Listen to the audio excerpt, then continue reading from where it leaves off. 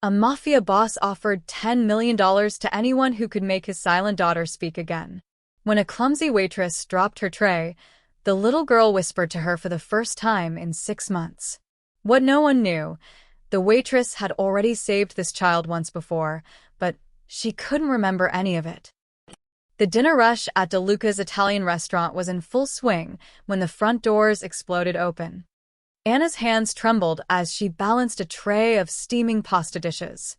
She'd been working here for 3 months, and still, the Friday night chaos made her nervous. But nothing, absolutely nothing, could have prepared her for what walked through those doors. Vittorio De Luca. Everyone knew the name. Everyone knew the face. The man who owned half the city's businesses, whose word could make fortunes appear or disappear overnight. The man whose wife had died 6 months ago under circumstances the newspapers called tragic but never explained. He wasn't alone. For men in dark suits flanked him like shadows, but it was the small figure clinging to his leg that made Anna's breath catch. A little girl, maybe 7 years old, with dark curls and eyes that looked far too old for her face. She wore a white dress that seemed to glow against the restaurant's dim lighting, and she moved like a ghost, silent, ethereal, present but somehow absent. The restaurant fell quiet. Forks stopped halfway to mouths. Conversations died mid-sentence. Even Marco, the head chef, appeared in the kitchen doorway, his usual scowl replaced by something that looked almost like fear. Vittorio's shoes clicked against the tile floor as he strode toward the center of the dining room. Anna found herself frozen near table 7, her tray suddenly weighing 1,000 pounds. He stopped. Turned slowly, his gaze sweeping across the staff, the customers, the carefully decorated walls with their vintage photographs of Sicily. Then he did something that would change Anna's life forever. He pulled out a briefcase from one of his guards and slammed it onto the nearest table. The sound cracked through the silence like a gunshot. $10 million, Vittorio announced, his voice rough as gravel. He flipped open the briefcase, revealing stacks of cash that looked obscenely real. $10 million to anyone who can make my daughter speak. The little girl pressed closer to his leg, her small hands gripping his expensive suit pants. 6 months. Vittorio continued, his dark eyes scanning the room. 6 months of doctors, therapists, specialists from 3 countries. Nothing. Not a word. Not a sound. His voice cracked slightly, and Anna realized with shock that this terrifying man was close to tears. So I'm asking you, all of you, if any person in this room, any person in this city, can make Bianca speak again. $10 million. Cash. No questions asked. The silence that followed was deafening. Then the whispers started.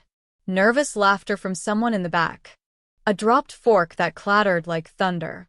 Anna's co-worker, Marcus, stepped forward eagerly, kneeling beside the little girl. "Hey there, sweetie," he said in an exaggerated voice that made Anna wince. "Can you tell me your favorite color?" Bianca stared at him with those haunting eyes and said nothing. Another waitress tried. Then a customer. Then the hostess.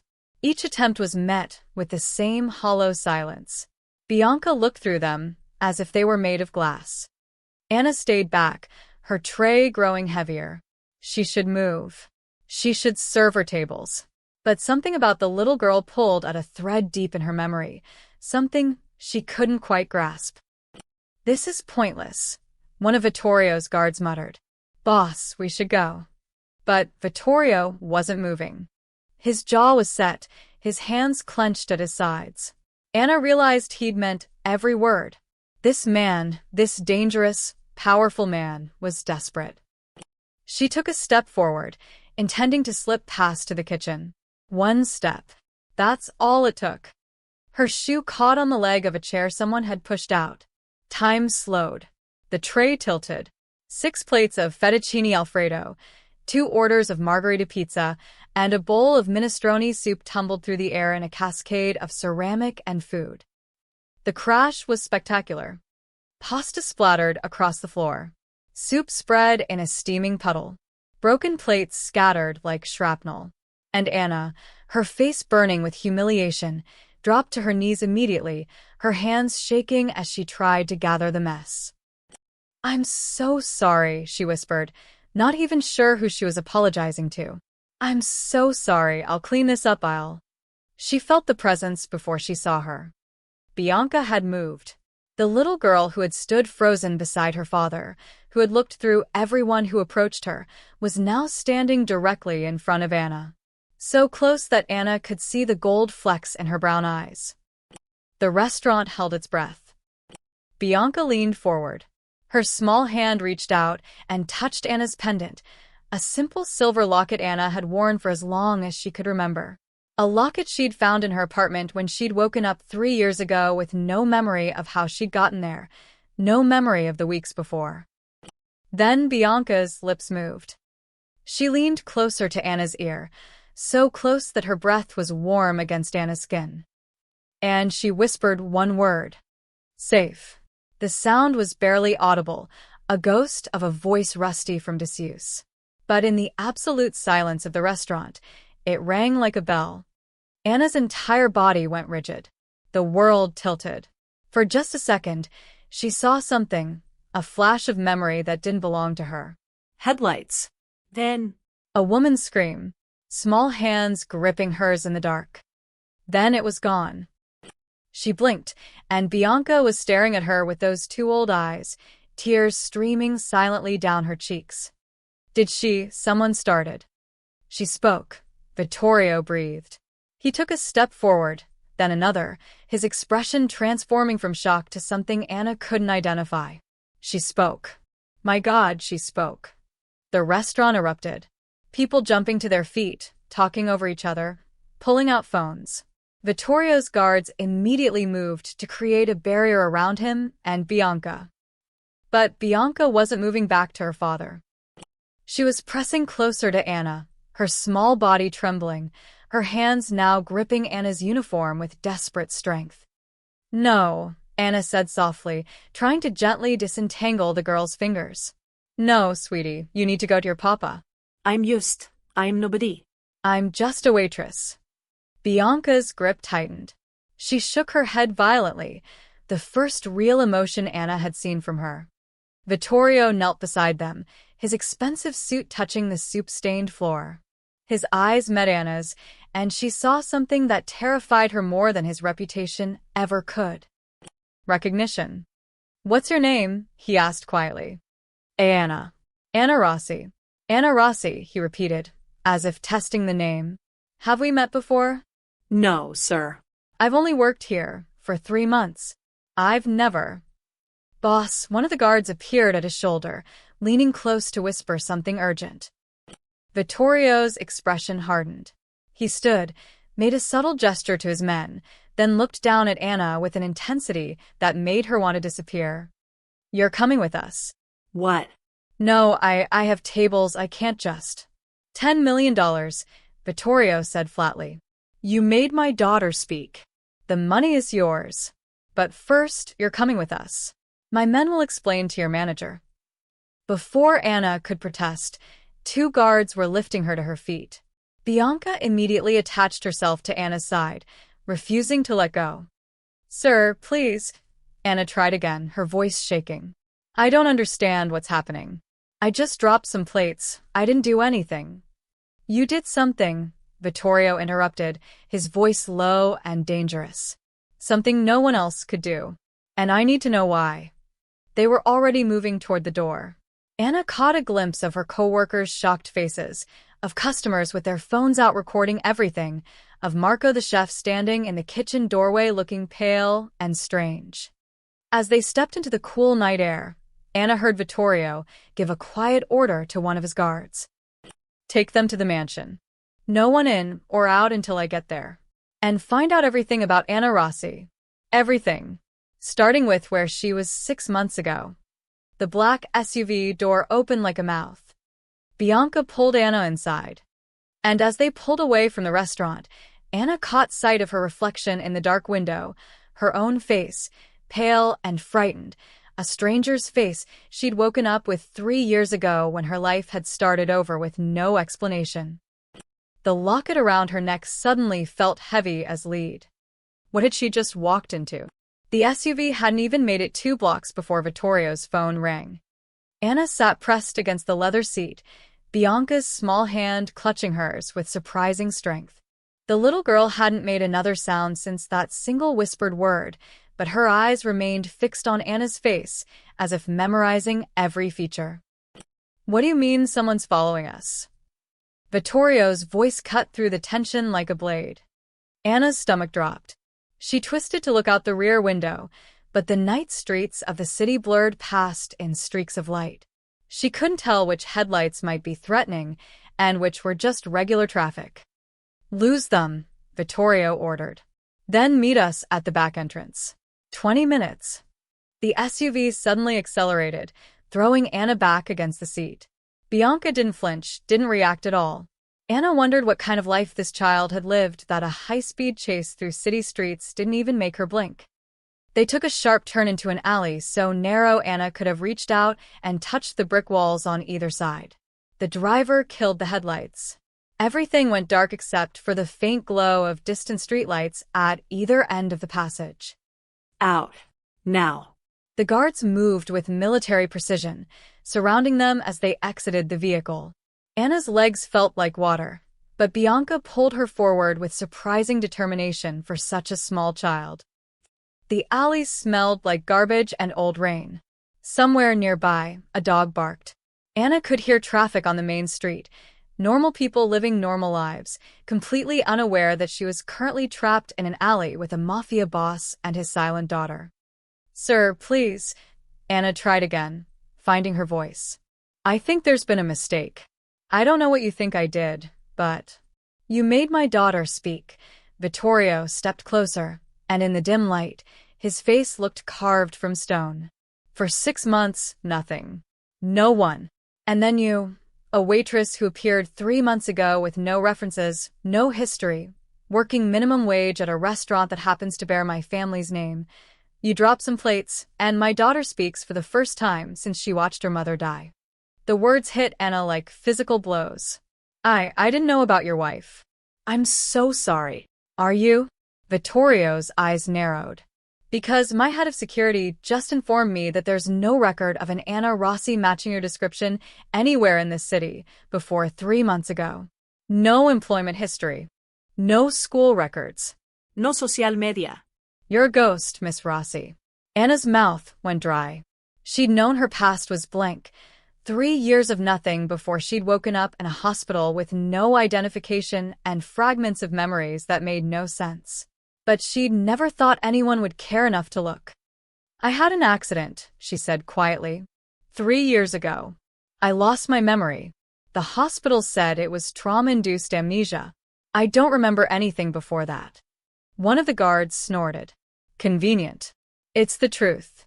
Anna's voice rose, and immediately Bianca pressed closer to her side.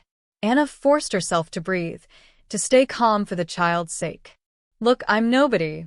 I don't know why she spoke to me. Maybe it was just coincidence, maybe." "There are no coincidences in my world," Vittorio interrupted. His phone buzzed. He glanced at it, and his expression turned glacial. "The car that was following us just turned around. They're heading back toward the restaurant." "Could be nothing, boss," one guard suggested. "Or they were looking for her." Vittorio gestured at Anna. "And when they lost us, they went back to find out where she came from." Anna felt ice spread through her veins. "Why would anyone be looking for me? I'm nobody, I don't know anything." "Then why did my daughter speak to you?" Vittorio's voice was dangerously soft now. "Why did she hide behind you instead of me? Why is she still holding your hand like you're the only safe thing in her world?" Anna looked down. It was true. Bianca's small fingers were wrapped around hers with desperate strength, and the little girl was positioned slightly behind Anna's leg, the same way she'd hidden behind her father in the restaurant. "I don't know," Anna whispered. "You're lying." The words came from behind her. Anna spun to find another guard had appeared at the alley's entrance, a tall man with cold eyes and a scar running down his left cheek. "Boss, I found something." He held up his phone, showing what looked like grainy security footage.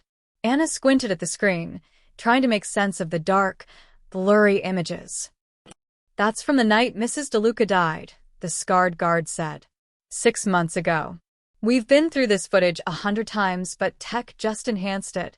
Look at the corner. Right there." He zoomed in on a figure at the edge of the frame. A woman, face obscured by shadows, wearing something around her neck that caught the light. Something silver. Something that looked exactly like Anna's locket. "That's not," Anna started, but her voice failed. Because even as she said it, another flash hit her. Stronger this time. More real. Running. Rain pouring down. A woman's hand in hers. Bleeding, shaking. A little girl crying. Headlights coming fast. The smell of gunpowder. Someone shouting. Then water. Cold. Dark water closing over her head. She gasped, stumbling backward. The locket burned against her chest like it was on fire. Bianca made a small sound. Not quite a word, but the first vocalization she'd made since the restaurant. She pointed at Anna's locket, then at herself, her small face urgent and afraid. "You were there," Vittorio said, and it wasn't a question anymore. "The night my wife was killed. You were there." "I don't remember," Anna said, but even she could hear how weak it sounded. "I swear, I don't remember anything." "Then let me help you remember." Vittorio made a sharp gesture to his guards. "Take them both to the mansion. Lock it down. No one in, no one out. And bring me everyone who was working at that hospital 3 years ago. If someone erased her memory, I want to know who. And why." "Sir, what if she's dangerous?" the scarred guard asked. Vittorio looked at his daughter, still clinging to Anna like a lifeline. "If she wanted to hurt Bianca, she's had plenty of chances." "No, this is something else. Something we're not seeing yet." As the guards moved to escort them to a different vehicle, this one armored, Anna noticed. She caught sight of her reflection in a darkened window. The woman staring back looked terrified. But worse than that, for just a second, she looked familiar. Like someone Anna had seen before. Someone she should remember. The locket seemed to pulse against her skin, heavy with secrets she couldn't reach. And somewhere in the darkness of her fractured memory, a truth was waiting. A truth that someone had tried very hard to bury. The DeLuca mansion sat on the outskirts of the city like a sleeping beast, all stone walls, iron gates, and windows that reflected nothing but darkness. Anna had seen places like this in movies. She'd never imagined she'd be brought to one as a prisoner. Because that's what she was, wasn't it? No matter how politely the guards escorted her through the massive front doors, no matter how gently they guided her up the marble staircase, she was being held against her will. And yet, Bianca still hadn't let go of her hand. "This way, Miss Rossi," the scarred guard, she'd heard someone call him Dante, gestured down a hallway lined with oil paintings of stern-faced ancestors. "The child's room is at the end. Boss's orders are you stay with her until he arrives." "Stay with her?" Anna's voice echoed in the cavernous space. "For how long?" Dante's expression didn't change. "As long as it takes." The room they led her to was larger than Anna's entire apartment. A canopy bed draped in white silk dominated one wall. Bookshelves lined another, filled with toys that looked expensive and barely touched. But it was the corner that caught Anna's attention, a small desk by the window where dozens of drawings were scattered like fallen leaves. Bianca finally released Anna's hand and walked slowly to that desk. She picked up one of the papers and held it out. Anna's breath caught. The drawing was crude, done in a child's hand, but the images were unmistakable. A woman lying on the ground, red crayon bleeding around her. A little girl's face, mouth open in a scream no one could hear. And in the corner, a shadow figure with something bright around their neck. A silver necklace. "Bianca," Anna whispered, kneeling beside the child. "Did you draw this?" The little girl nodded slowly. Then she pointed at Anna's locket and back at the drawing. You think that's me?" Anna touched the locket, feeling its familiar weight. "But I don't remember. I swear I don't remember anything from that night." Bianca's eyes filled with tears. She grabbed another drawing, this one showing two figures holding hands, running from something dark and shapeless. She pressed it into Anna's hands insistently. Anna stared at the image. One figure was clearly meant to be a child. The other. I helped you, Anna said slowly, pieces clicking together in her mind even though she couldn't see the full picture. That night, something happened to your mother, and I tried to help you. Bianca nodded vigorously. Then she did something unexpected. She took Anna's hand and led her to a dresser across the room. On top sat a jewelry box, ornate and clearly expensive, with a painted rose on its lid. The little girl pointed at it, then at Anna. You want me to open it? Another nod. Anna's hands trembled as she reached for the box. It felt wrong somehow, touching this dead woman's belongings. But Bianca was insistent, pulling at Anna's sleeve. The box opened with a soft click. Music filled the room, a delicate, haunting melody that Anna didn't recognize, but that made something deep in her chest ache. Inside, nestled on red velvet, were a few pieces of jewelry. A pearl bracelet, diamond earrings, and a photograph. Anna picked up the photograph with shaking hands. It showed a beautiful woman with dark hair and kind eyes, wearing an elegant dress. But it wasn't the woman that made Anna's vision blur. It was the necklace around her throat. A silver locket, identical to the one Anna wore. No, Anna, breathe. This isn't possible. This is. The room tilted violently. Memory slammed into her like a freight train, not gentle this time, not a flash, but a full assault of images and sounds and sensations that drove her to her knees. Then, so much rain. A woman stumbling out of a car, blood streaming from her shoulder. Take her, the woman gasps, pressing a little girl into Anna's arms. Take Bianca and run. Please. Don't let him find her. Who? Anna hears herself ask, but she knows this memory isn't right. Can't be right, because how could she not remember this?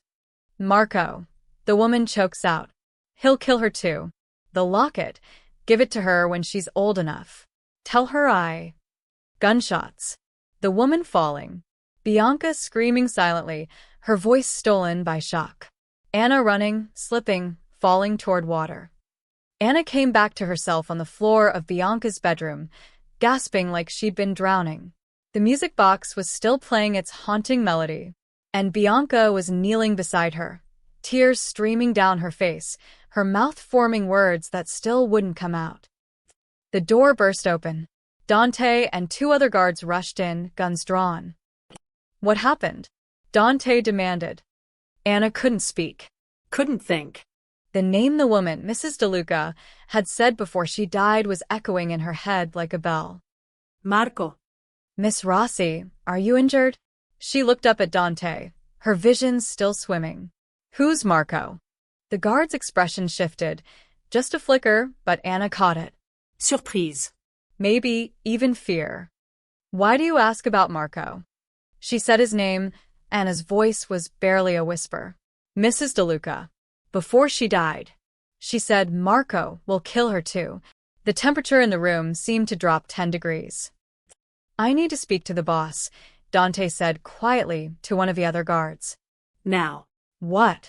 Anna struggled to her feet, her legs still shaky. Who is Marco? Why? Marco Salvatore, Dante said, his jaw tight. He's the boss's consigliere, his right hand, the man he's trusted for 20 years. The words hung in the air like poison. Where is he now? Anna asked, though part of her already knew the answer would be bad. Dante's expression went carefully blank. He left the mansion an hour ago. Said he had urgent business in the city. He didn't say where. Anna looked down at Bianca.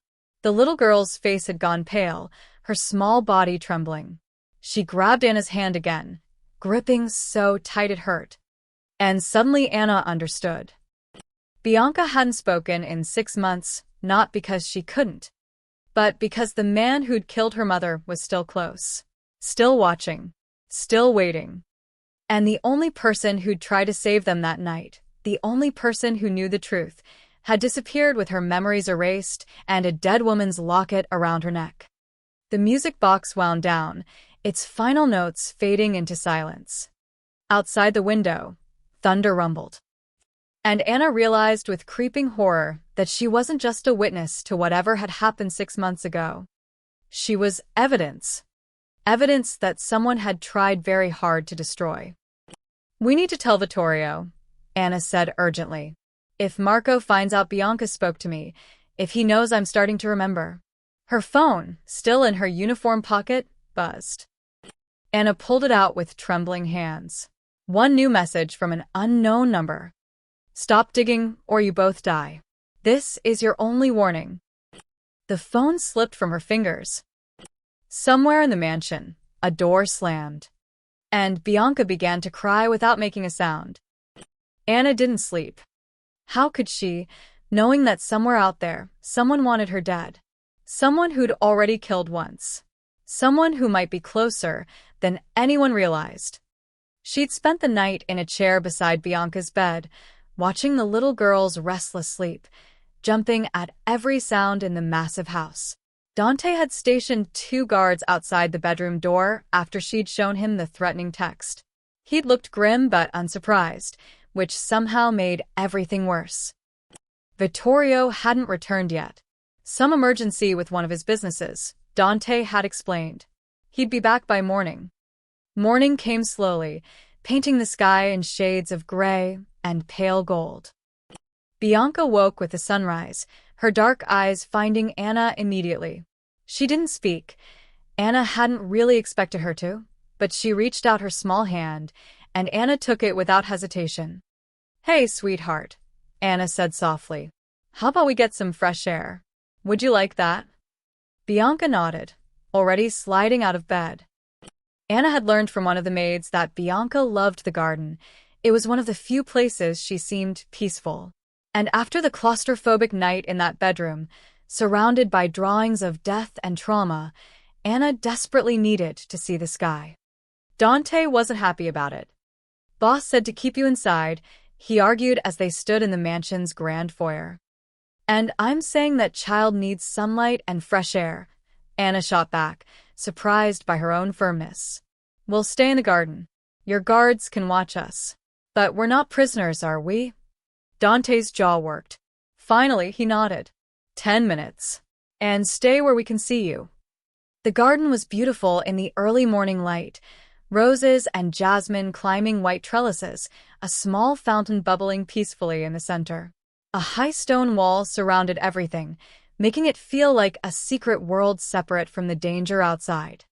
Bianca immediately went to the roses, touching their petals with gentle fingers.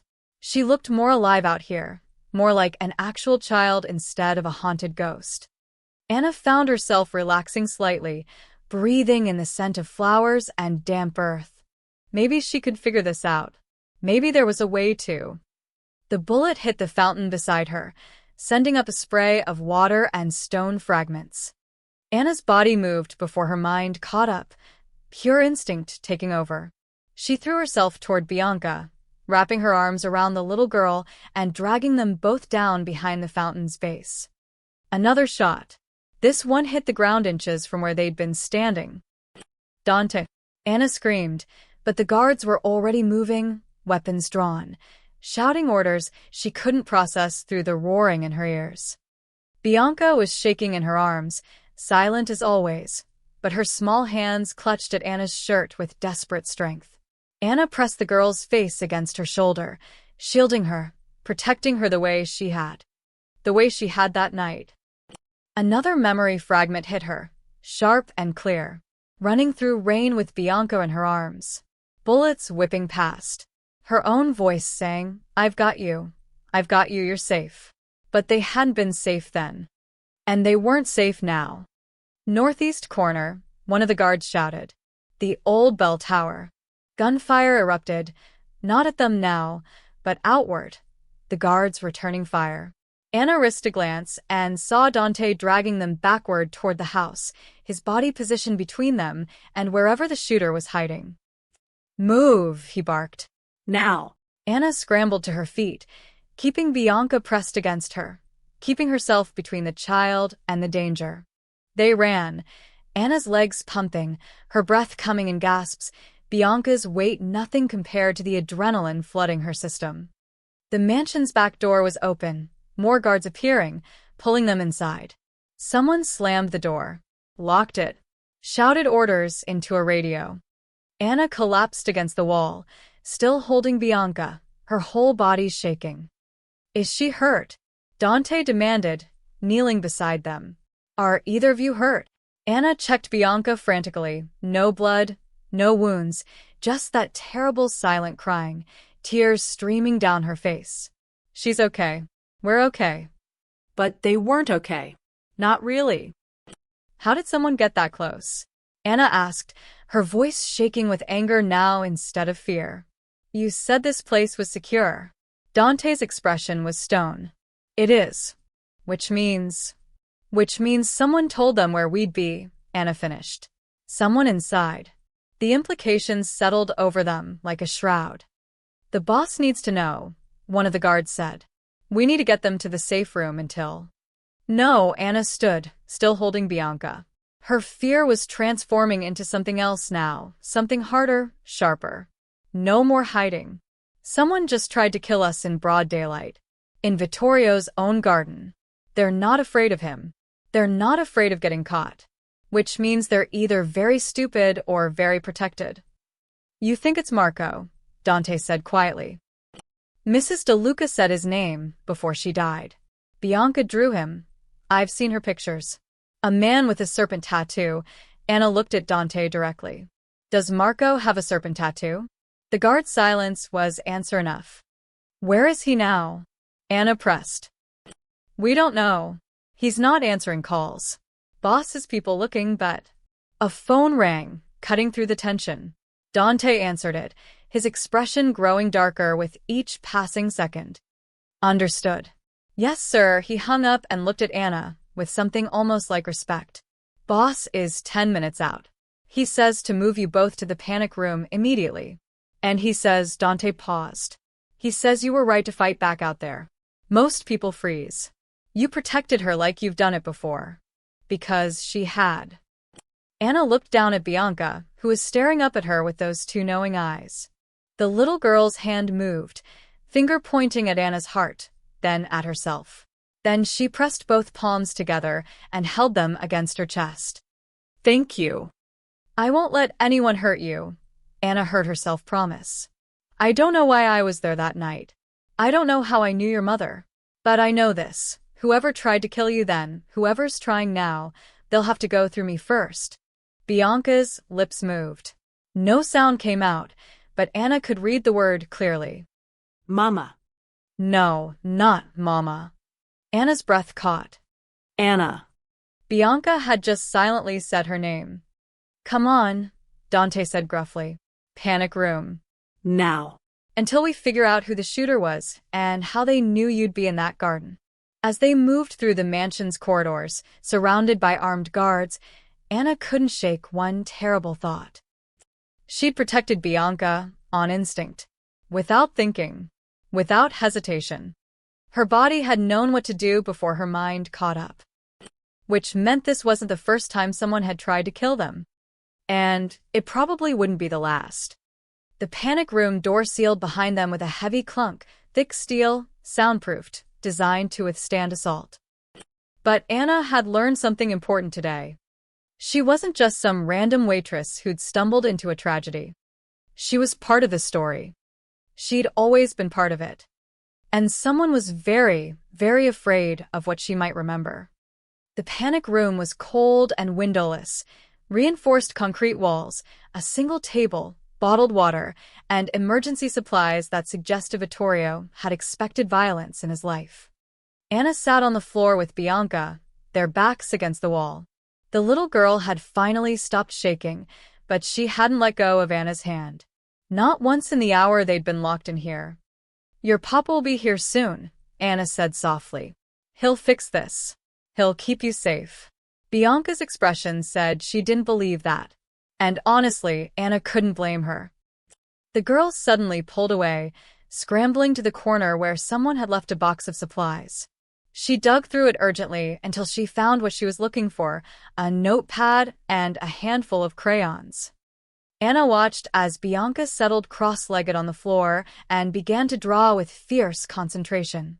The crayon moved rapidly across the paper, and Anna felt her chest tighten as the image took shape. A rose. But not just any rose.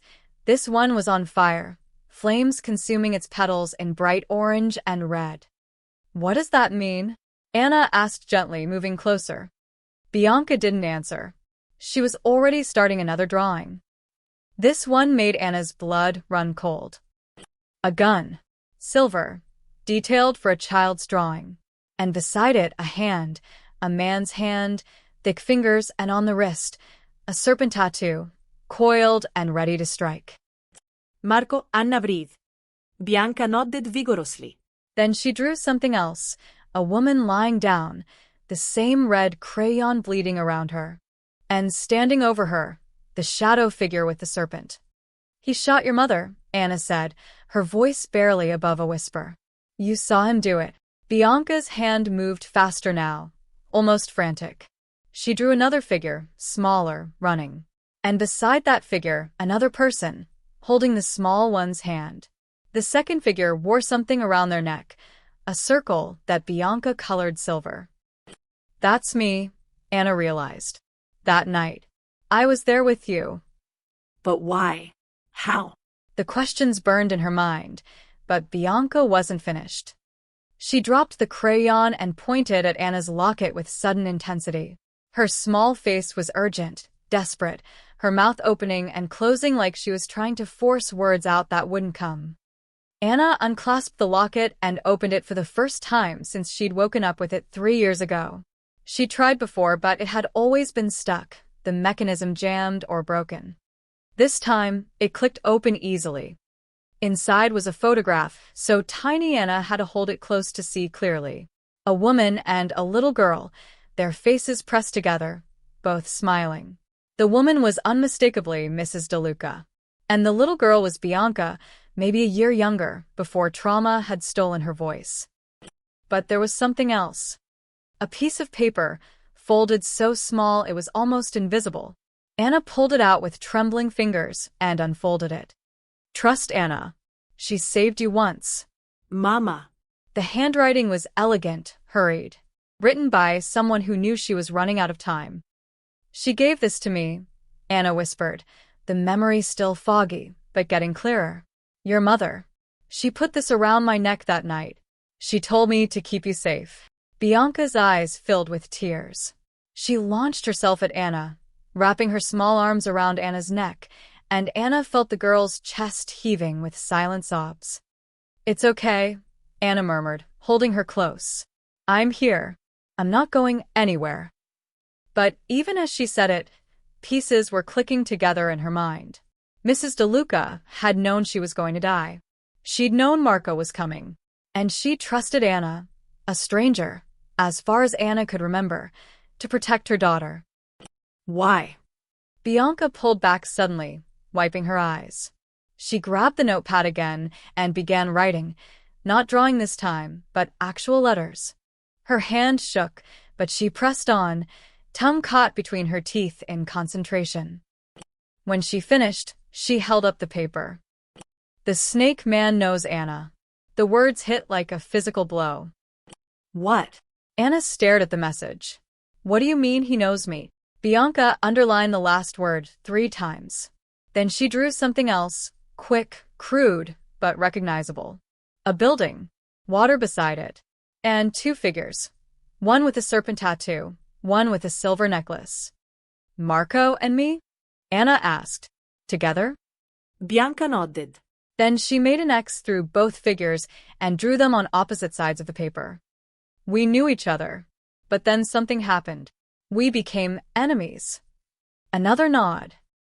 Anna's mind reeled. This couldn't be right.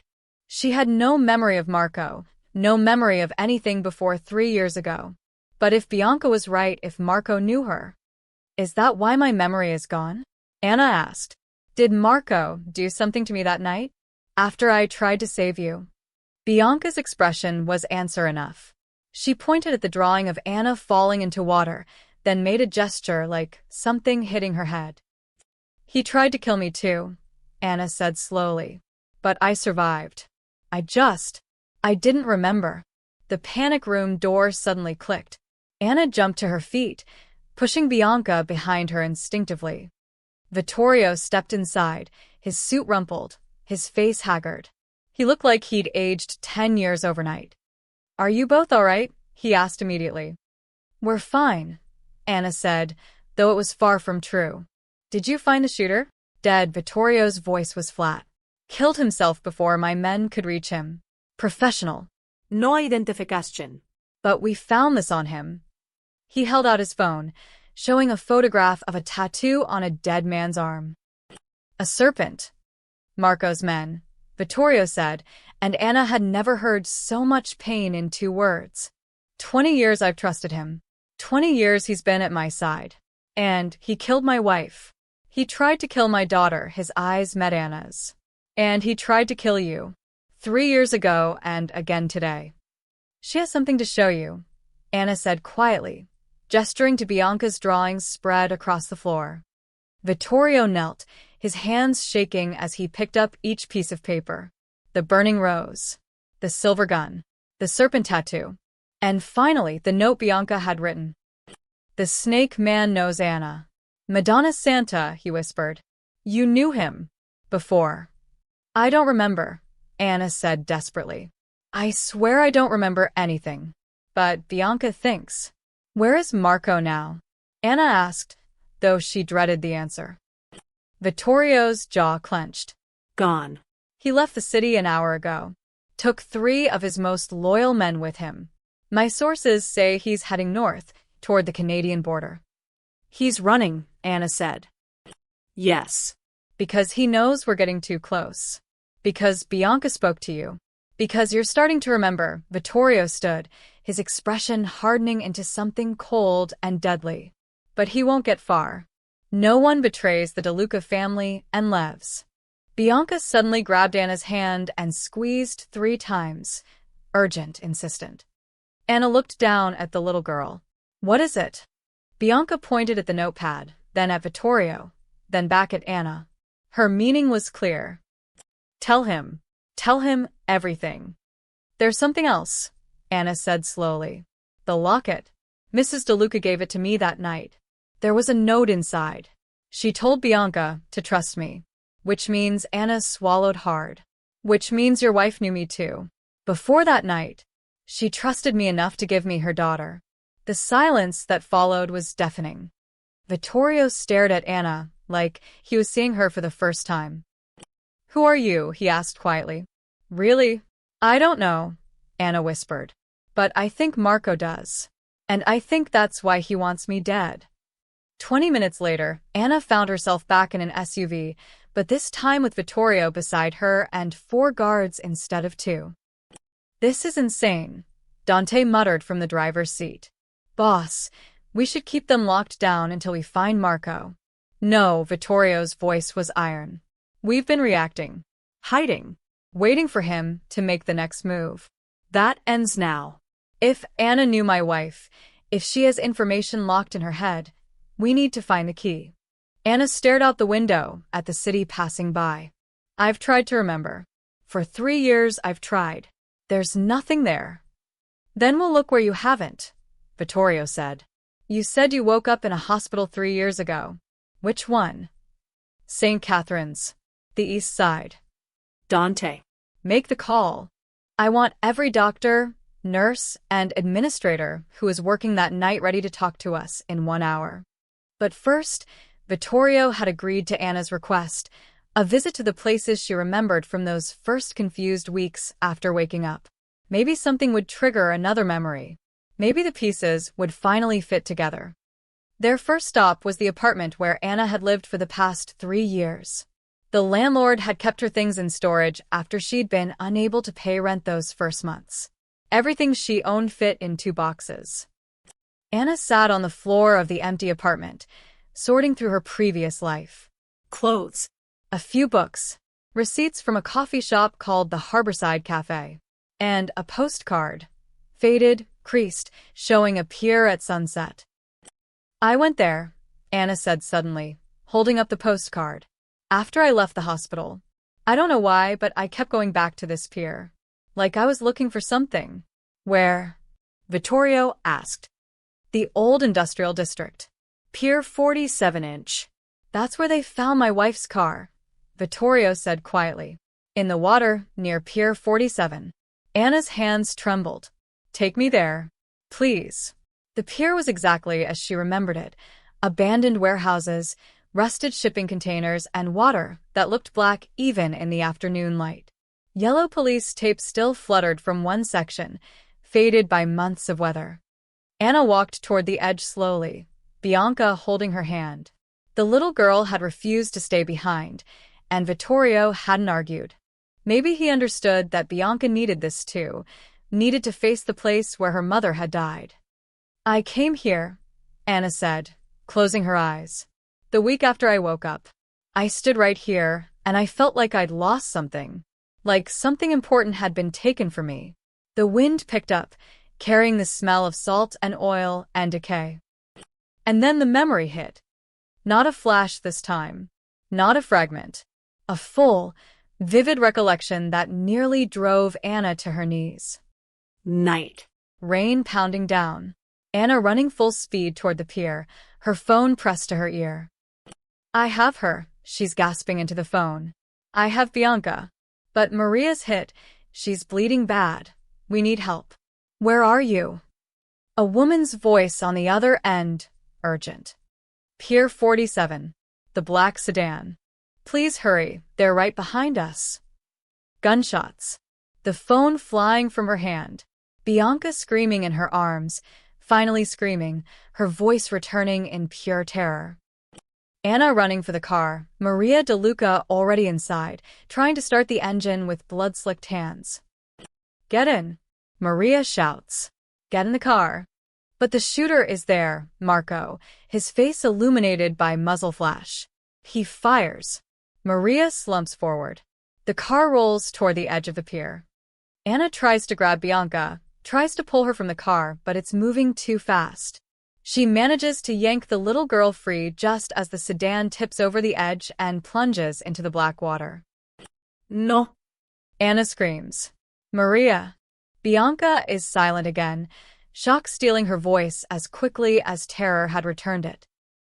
Marco advances, gun raised. Anna backs toward the edge. Nowhere to go. Bianca clutched against her chest.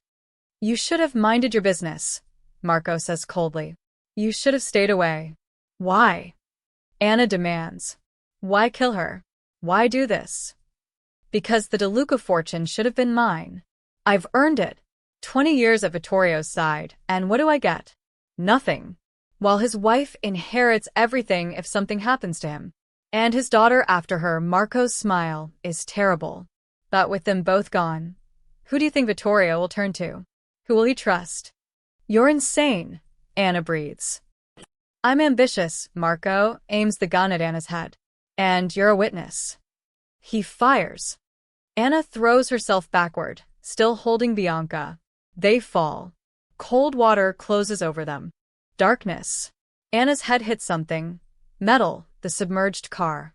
Stars explode across her vision. She tries to kick upward, but Bianca is slipping from her grasp. No. No. She can't lose the child. Maria's last words echo, save her. Promise me. With the last of her strength, Anna propels Bianca upward, pushing her toward the surface. The little girl breaks through, gasping. Anna tries to follow, but the current is pulling her deeper. Something heavy is around her neck, the locket caught on something. Her fingers fumble with the clasp, and then she's sinking, consciousness fading. The last thing she sees is Bianca's small silhouette against the night sky. I'm sorry, Anna thinks. I tried. Then nothing. Anna came back to herself on the pier, gasping like she'd actually been drowning. Bianca was crying, actually crying, with sound this time, small hiccuping sobs. And Vittorio was staring at Anna with an expression she couldn't read. You saved her, he said hoarsely. You pushed her to the surface, even though it meant you'd drown. Someone pulled me out, Anna said, the memories still slotting into place. I remember hands grabbing me, voices, then hospital lights. But I couldn't remember why I was there. Couldn't remember anything. Trauma-induced amnesia, Vittorio said. From the head injury and nearly drowning. But someone found you. Someone saved you and took you to the hospital. Who? Anna asked. Who would have been at the pier that night? That's what we're going to find out. Vittorio pulled out his phone. And we're going to find out who you really are. Because my wife knew you, trusted you, with our daughter's life. You weren't just some random witness, Anna. You were someone Maria called for help. Anna looked down at Bianca, who was gripping her hand with fierce strength. I was protecting her, Anna said softly. Even before that night. That's why Maria called me. I was already protecting Bianca from something. From Marco, Vittorio said grimly. He must have been threatening them. And somehow you knew. You were helping them. But why? Anna's voice broke. Why would I be involved with your family? I'm nobody. You're not nobody, Vittorio interrupted. And we're going to prove it. Dante, take us to St. Catherine's Hospital. Now. As they drove away from the pier, Anna caught sight of her reflection in the window again. But this time, she didn't see a stranger. She saw someone who had died saving a child. Someone who had been given a second chance. And someone who was finally ready to remember everything. St. Catherine's Hospital was a maze of white corridors and antiseptic smells that made Anna's skin crawl with half-formed memories. But they never made it past the parking lot. A man was waiting by their SUV, 50s, gray hair, wearing a rumpled jacket that had seen better days. He held up a badge as they approached. Mr. DeLuca. Miss Rossi. We need to talk. Dante's hand moved toward his weapon, but Vittorio held up a hand. Detective Morrow. You know him? Anna asked. He investigated my wife's death. Vittorio's voice was carefully neutral. Concluded it was a tragic accident. Car went into the water. Maria drowned before help could arrive. Case closed. Morrow's jaw tightened. I concluded what the evidence allowed me to conclude. But we both know it wasn't an accident, don't we? What do you want, detective? To help, Morrow looked at Anna. Because I know who you are. Or rather, who you were. Anna's heart stopped. What? Not here, Morrow glanced around the parking lot nervously. My apartment. 20 minutes. Come alone, or as alone as a man like you can manage, he added, looking at Vittorio. But I'm not talking in public. Not about this.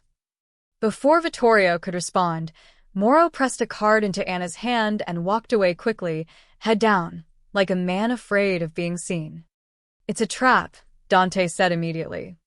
Maybe Vittorio studied the card. Or maybe he actually knows something. The investigation into Maria's death was incomplete. Too many questions left unanswered. I always suspected Morrow knew more than he put in his reports. Why wouldn't he tell you before? Anna asked. Because cops in this city know better than to get involved in family business. But if he's reaching out now, Vittorio's expression hardened. It means something's changed. 20 minutes later, they stood outside a modest apartment building on the edge of downtown. Dante and 2 guards swept the building first, then gave the signal. Vittorio left Bianca in the SUV with 2 more guards, despite her silent protests. Morrow's apartment was exactly what Anna expected, cluttered, coffee-stained, walls covered with notes and photographs that had the desperate look of an obsession. 6 months, Morrow said without preamble, gesturing to the walls. 6 months I've been working this case off the books. Because I knew it wasn't an accident. I knew someone killed Maria DeLuca. But I had no proof. No witnesses. And then this morning, I hear about a shooting at the DeLuca mansion. A waitress and the kid, nearly killed. And I see the waitress's photo on the security footage my contacts sent me. He pulled out a photograph and thrust it at Anna. It showed a woman younger, different haircut, but unmistakably Anna, standing with Maria DeLuca outside a building Anna didn't recognize. They were both smiling close like friends. That's me, Anna whispered. But I don't remember. You wouldn't, Morrow pulled out another file. 3 years ago, you were admitted to St. Catherine's with severe head trauma, near drowning, and complete retrograde amnesia. No ID. No one came looking for you. The hospital gave you the name Anna Rossi because you needed something for the paperwork. But that's not your real name. Then what is? Vittorio demanded. Morrow hesitated, then pulled out one more photograph. This one was older, slightly faded. It showed a young woman in a police academy uniform, grinning at the camera with the confidence of someone who believed she could save the world. Anna stared at her own face. Your name is Elena Marchetti, Morrow said quietly. You were a cop. NYPD, transferred here 5 years ago. You specialized in witness protection and domestic violence cases. And 3 years ago, you were assigned to protect Maria De Luca. The room spun. No, Anna, Elena, breathe. That's not possible. I'm not a cop. I would remember. You were deep undercover, Morrow continued. Maria had contacted us 6 months before her death. Said someone close to her husband was threatening her and Bianca. She was terrified but couldn't tell Vittorio without proof, afraid it would start a war within the organization that would put Bianca in even more danger. Marco, Vittorio said, his voice deadly quiet. She knew it was Marco. She suspected. But he was careful. No direct threats. Just implications. Questions about what would happen to the De Luca assets if something happened to Maria. Comments about how Bianca was so fragile, so vulnerable. Morrow looked sick. Maria was smart. She documented everything. And she asked for police protection without Vittorio knowing. Why keep it from me? Vittorio's hands were clenched into fists. Because she didn't know who in your organization Marco had corrupted. She didn't know who she could trust, except Elena. Morrow gestured to Anna. You went undercover as Maria's new assistant. Personal secretary, helping with her charity work. You spent 4 months building a case against Marco. Getting evidence. Preparing to bring him down. And then he found out, Anna said slowly, memories trickling back like water through a cracked dam. Yes. Someone tipped him off. Maria panicked and called you that night. You tried to get them both to safety, but Marco was faster. Morrow's expression was grim. You saved the kid. Pushed her to the surface while you drowned. By the time Harbor Patrol pulled you out, you'd been underwater for almost 4 minutes. The doctors said it was a miracle you survived at all. But my memory. Gone. Trauma, oxygen deprivation, head injury. When you woke up, you didn't remember being a cop. Didn't remember Maria, Bianca, any of it. And Morrow's voice broke. I made a choice. A terrible choice. I let you disappear. Why? Vittorio's voice could have cut steel. Because Marco was still out there. Still hunting. If he'd known Elena survived, he would have finished the job. But Anna Rossi, a random waitress with no memory? You were invisible. Safe. I convinced myself I was protecting you. Morrow looked at Anna with haunted eyes. I told myself it was for the best. That you deserved a chance at a normal life after what you'd sacrificed. You let me believe I was nobody, Anna said, anger rising in her chest.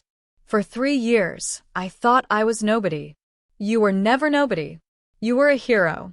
You saved a child's life and nearly died for it. Morrow's jaw tightened. But I was wrong to keep the truth from you. And now Marco knows you're alive. Knows you're with Bianca. Knows you might remember. How?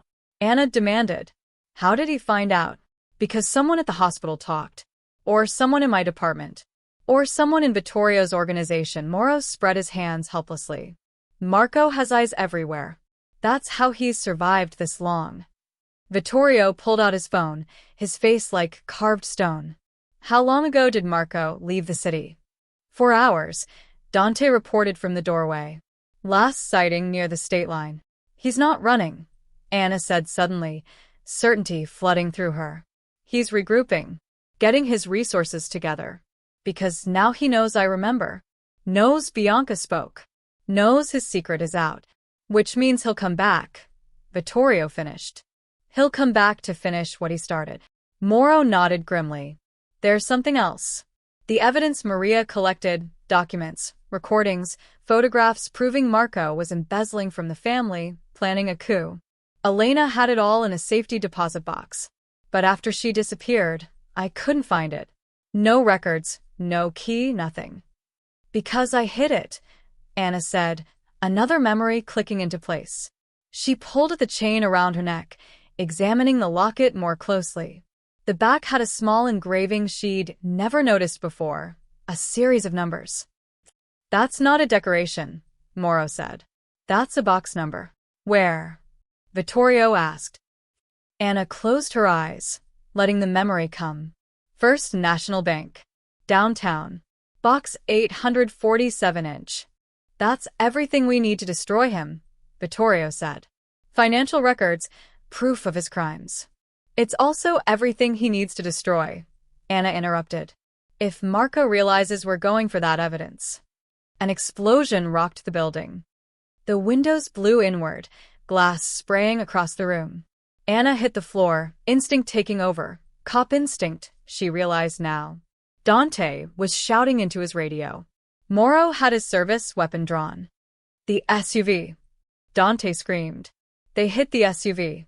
Anna's blood turned to ice. Bianca, she breathed. Then she was running, Vittorio right behind her, both of them racing toward the parking lot and the burning vehicle where they'd left a little girl who'd already lost too much. Anna burst through the apartment building's door to find chaos. The SUV was engulfed in flames, black smoke billowing into the afternoon sky. Her heart stopped until she saw the small figure standing with Dante's guards 20 feet away from the inferno. Bianca. Safe. We got her out in time, one of the guards said quickly as Anna ran to them. They threw the explosive from a moving car. We had maybe 10 seconds warning. Anna dropped to her knees in front of Bianca, running her hands over the girl's arms, her face, checking for injuries. Are you hurt? Are you okay? Bianca nodded, but her eyes were huge with shock. She'd pressed herself against Anna the moment she arrived, and now she was shaking violently. This is a message, Vittorio said, his voice cold as ice as he surveyed the burning vehicle. Marco's telling us he can reach us anywhere. Anytime. He's escalating, Morrow said, joining them on the street. This is bold, even for him. An explosion in broad daylight, witnesses everywhere. He's desperate, Anna stood, keeping Bianca close. We're getting too close to the truth. He needs to stop us before we get that evidence. Sirens wailed in the distance, growing closer. We need to move, Dante urged. Now. Before cops start asking questions. I am a cop, Morrow said dryly.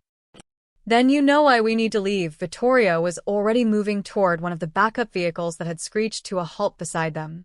Detective, you've helped us. But from here, this is family business.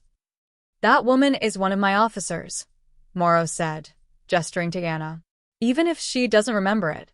I'm not leaving her in this mess alone. Anna looked at him, this man who'd let her live in ignorance for 3 years, supposedly to protect her. She should be angry. She was angry, but she also understood. In his position, she might have made the same terrible choice. Then come, she said. But we need to get that evidence from the bank before Marco figures out where it is. Once we have proof of what he's done, we can. Bianca suddenly yanked on Anna's hand with surprising strength. The little girl's face was urgent, frightened. She was pulling at Anna, trying to drag her toward Morrow's car instead of the backup SUV. What is it? Anna asked. Bianca, what's wrong? The girl shook her head frantically and kept pulling. Her mouth opened like she was trying to scream a warning, but no sound came out. She doesn't want to go with us, Vittorio said, watching his daughter with an expression Anna couldn't read. Why? Bianca pointed at the burning SUV, then at the backup vehicle, then made a violent X with her arms. She thinks there's a bomb in that one too, Anna realized. Or she thinks someone in our group is working with Marco, Dante finished grimly.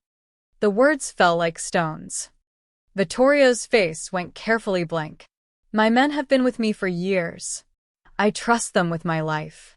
You trusted Marco for 20 years, Anna said quietly. The silence that followed was broken only by the approaching sirens. Everyone out of the vehicle, Vittorio ordered. Now. Guards, form a perimeter. We walked to the detective's car. Boss. One of the guards started to protest. Now. They moved quickly, Vittorio carrying Bianca while Anna stayed close. Moro led them to his battered sedan parked half a block away. It was a tight fit, Vittorio and Bianca in the back, Anna in the passenger seat, Dante somehow squeezing in beside Vittorio. As they pulled away, Anna watched the backup SUV in the side mirror. Nothing happened. Maybe she was just scared, Anna said. After the explosion, the backup SUV exploded. The blast wave rocked Moro's car even from a block away. Anna twisted to look back and saw the vehicle completely engulfed in flames, exactly like the first one. Madonna Santa, Vittorio breathed. She knew. She knew. Bianca was crying silently in her father's arms, her small body shaking. How? Dante demanded. How could she possibly know? Anna's mind raced. Because she saw something. Something we missed. She turned to look at Bianca. Sweetie, did you see someone put something in the car? One of the guards. Bianca shook her head. She pulled away from her father and grabbed Anna's phone from her pocket, something the girl had gotten very comfortable doing. She opened the notepad app with trembling fingers and began typing. Anna's blood ran cold as the words appeared.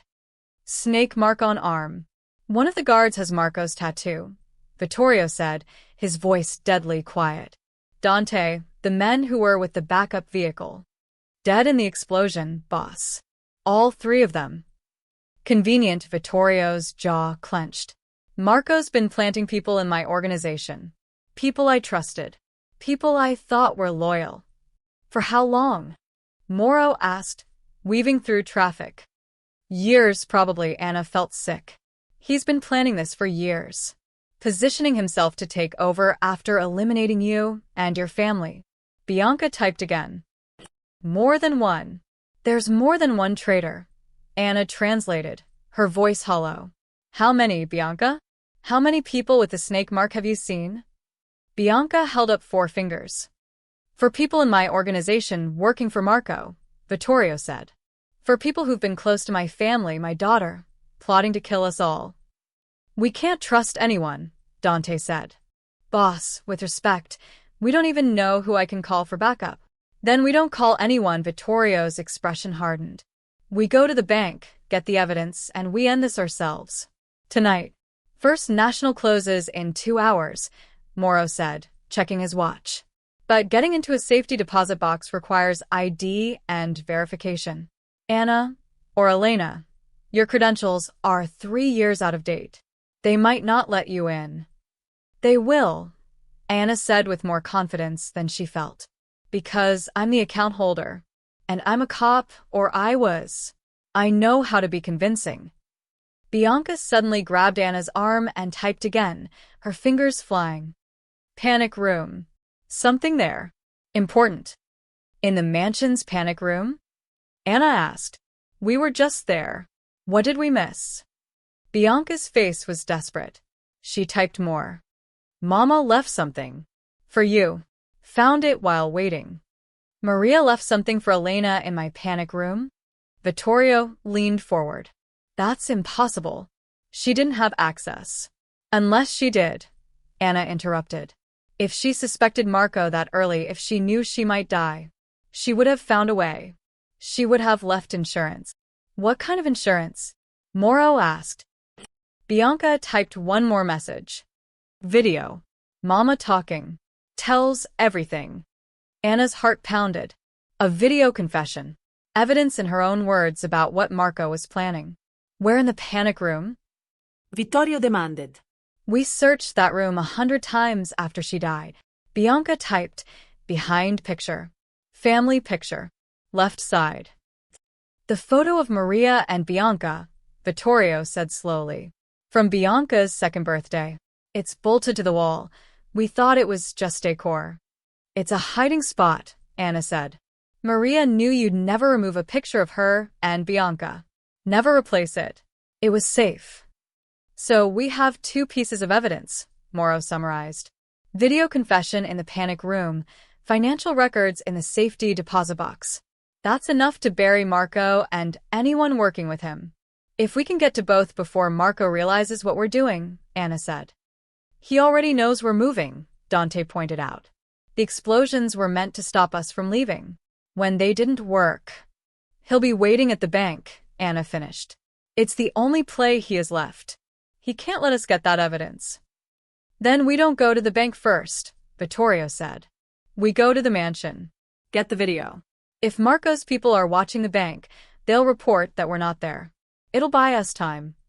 Or it'll trap us in your mansion, Morrow argued. With 4 traitors potentially inside. Then we go in quiet, Anna said. Small team. Fast. In and out before anyone knows we're there. Bianca grabbed Anna's hand and squeezed 3 times their signal. Trust me. Anna looked at the little girl who'd already survived so much. Who'd stayed silent for 6 months to protect herself. Who'd finally found the courage to speak again, to warn them, to fight back. Okay, Anna said. We trust Bianca. We do this her way. The mansion first. Then the bank. Then we end Marco once and for all. And if he's waiting for us? Dante asked. Anna met Vittorio's eyes in the rearview mirror. In them, she saw the same cold determination she felt burning in her own chest. Then we make sure he regrets it. The mansion looked peaceful as they approached through the service entrance. Too peaceful. I don't like this, Dante muttered, scanning the grounds through binoculars. No guards at the perimeter. No movement at all. Marco cleared them out, Vittorio said. He wants us to come inside. Wants us isolated. It's a trap, Morrow stated flatly. Of course it's a trap. Anna checked the pistol Dante had given her. Her hands remembered how to hold it even if her mind had forgotten. Muscle memory from her life, as Elena Marchetti. But we don't have a choice. That video is our only proof that doesn't require going to a bank. Marco's definitely watching. They parked half a mile away and approached on foot through the wooded area behind the estate. Bianca had stayed close to Anna the entire time, silent as always, but her small hand gripped Anna's with fierce determination. The panic room is in the basement, Vittorio explained, sketching a quick map in the dirt. 2 ways in, main staircase or service elevator. Both exposed. There's a 3rd way, Anna said suddenly, memory flooding back. The wine cellar. Maria showed me. There's a passage that connects to the basement level. In case of emergency. Vittorio stared at her. I didn't even know about that passage. That's why she showed me.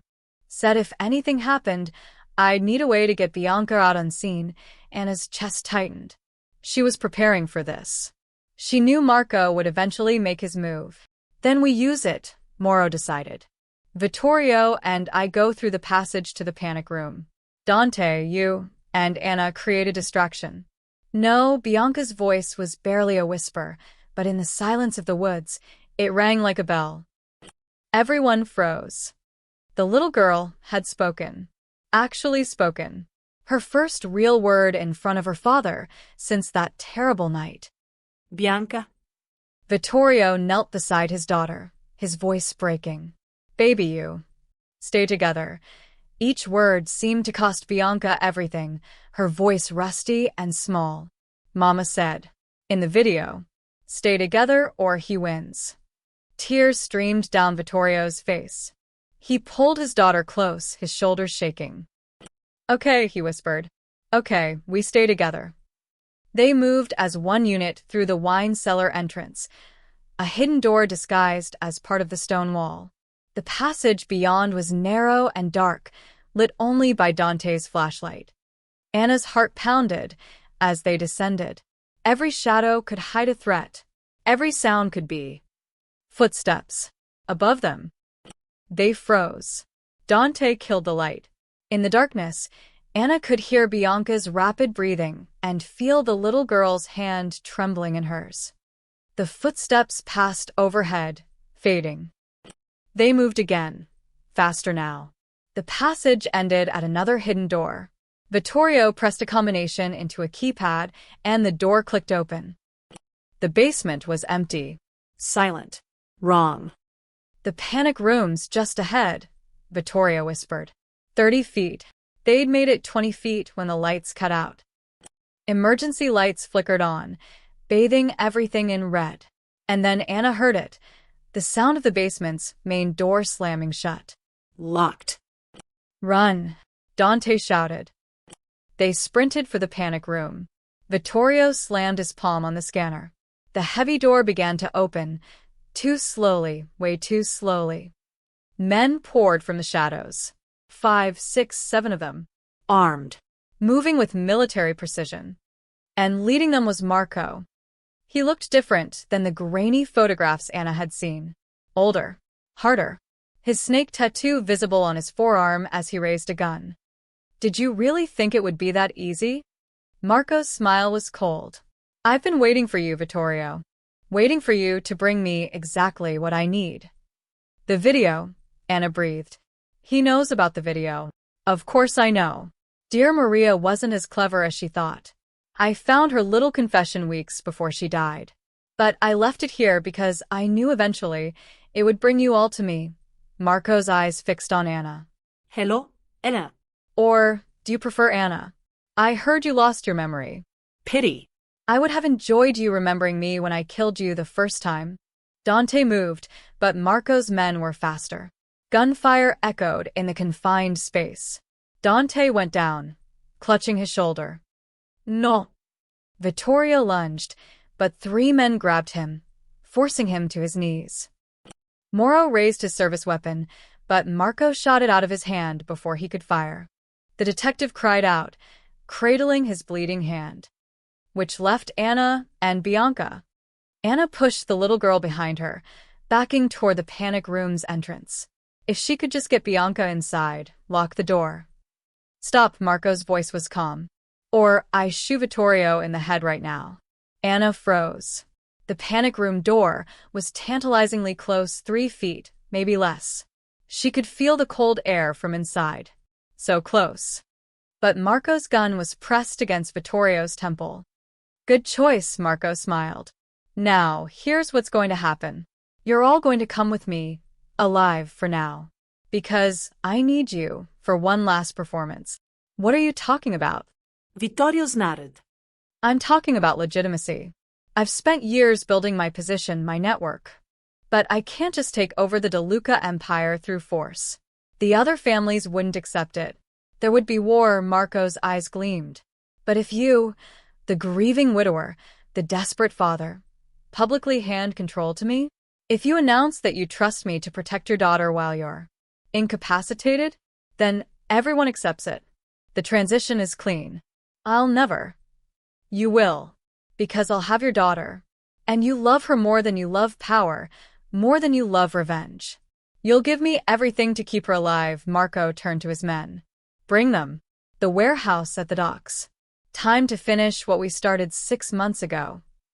They were dragged upward through the mansion. Anna struggled, but the man holding her was twice her size. She caught glimpses of the house as they passed, overturned furniture, evidence of a fight. Marco's people had taken the entire estate. Outside, black vans waited. They were separated, Vittorio in one vehicle, Moro and Dante in another, Anna and Bianca in a third with Marco. As the van pulled away from the mansion, Marco studied them with cold satisfaction. You know what I find fascinating? He said conversationally. You survived, Elena.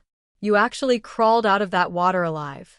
The odds of that were virtually zero. I assumed you were dead, that your body would eventually wash up somewhere. But you lived. Lost your memory, lost yourself, but lived. Why? Anna forced the word out. Why kill Maria? Why hurt a child? Because I earned this, Marco said simply. 20 years at Vittorio's side. 20 years watching lesser men get rich while I stayed in the shadows. Maria was going to inherit everything. A woman who did nothing but charity galas and smile for cameras. And after her, a child. While I The one who built the actual empire, who made the hard decisions, who got my hands dirty, would get nothing. You're insane, Anna breathed. I'm pragmatic, Marco's smile widened. And in about an hour, I'll be the most powerful man in the city. All I needed was for all the loose ends to come together in one place. You've made it so easy. The van turned, and Anna recognized where they were going. Pier 47. Where it had all started. Where Maria had died. Where Anna had drowned. Marco was taking them back to finish the job. Bianca's hand found Anna's in the darkness of the van. The little girl's palm was pressed against Anna's, and Anna felt her drawing something, letters, traced with a fingertip. TRUSDME. Anna looked down at Bianca. The girl's eyes were fierce, determined. Not the traumatized, silent child anymore. Something else. Someone who had a plan. Anna squeezed her hand once. I trust you. The van door opened, revealing the old warehouse at the docks. The same place Anna's life had ended 3 years ago. The place where, somehow, it would all end tonight. Marco pulled them out roughly. Welcome home, Elena. Let's see if you can drown twice. But as they were dragged toward the warehouse, Anna felt Bianca's hand slip from hers. The little girl was moving. And Anna had to trust that whatever Maria's daughter had planned, it would be enough. The warehouse stank of old fish, rust, and decay. Marco's men had set up lights, generators humming, illuminating the vast space like a stage. And that's exactly what this was, Anna realized, theater. Marco needed witnesses for whatever performance he had planned. Vittorio was chained to a support pillar, blood trickling from his temple, where they'd pistol-whipped him. Dante and Mora were bound nearby, both injured but conscious. Anna had been forced to her knees in the center of the room. But where was Bianca? Anna's heart raced. In the chaos of being dragged inside, the little girl had disappeared. Marco didn't seem concerned, which meant either he hadn't noticed or... She wants you to trust her. Bring the camera, Marco ordered one of his men. We're going live in 5 minutes. Every family head in the city needs to see this. See what? Vittorio spat blood. You think they'll accept your coup because you forced me at gunpoint? Not at gunpoint. At daughter point, Marco smiled. When they see you, broken, desperate, begging me to spare Bianca's life in exchange for control of your empire, they'll understand. They'll accept it. Because family is everything in our world, isn't it? Where is she? Anna demanded, her voice raw. What did you do with her? The girl? Marco glanced around, frowning. She was right here. Find her. He snapped at 2 of his men. Now. As the men dispersed to search, Anna felt a surge of hope. Bianca had slipped away deliberately. She was small, clever, and she'd been silent for 6 months. She knew how to move unseen. What are you planning, sweetheart? It doesn't matter, Marco said, turning back to Vittorio. With or without the girl here, you'll do what I say. Because you know I'll find her. I always do. You'll die first, Vittorio promised, his voice cold as death. Will I? Marco checked his watch. I have 12 men here. 4 more watching your other properties. 2 watching the hospital where your mother is recovering from her surgery. Yes, I know about that. And 3 watching your sister's children at their school. He let that sink in. I've thought of everything, Vittorio. Every person you love. Every weakness you have. You'll sign control over to me, or I'll dismantle your family piece by piece. Anna's mind raced. They needed an opening, a distraction, something. A small sound echoed from the rafters above. Everyone looked up. Anna's breath caught. Bianca was balanced on a metal beam 30 feet up, her small silhouette barely visible in the shadows beyond the lights.